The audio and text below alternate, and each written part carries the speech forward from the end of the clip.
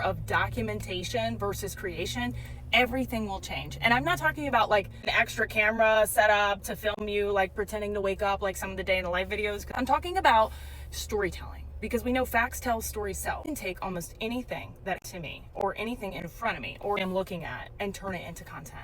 Just left an IEP meeting, 1,000 ways I could write content that would relate back to my audience, back to my offers, and I'm gonna give you some examples.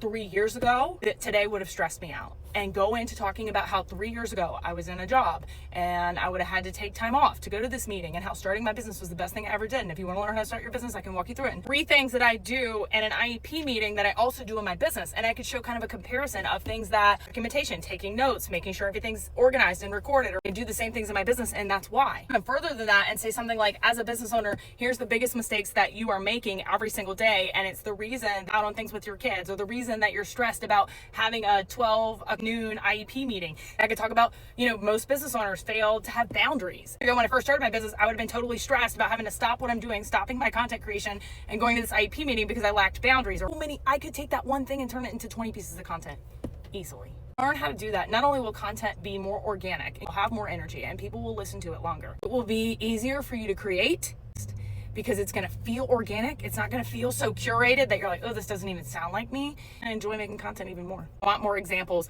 than you did today, and I'll spin it in a couple pieces of content for you.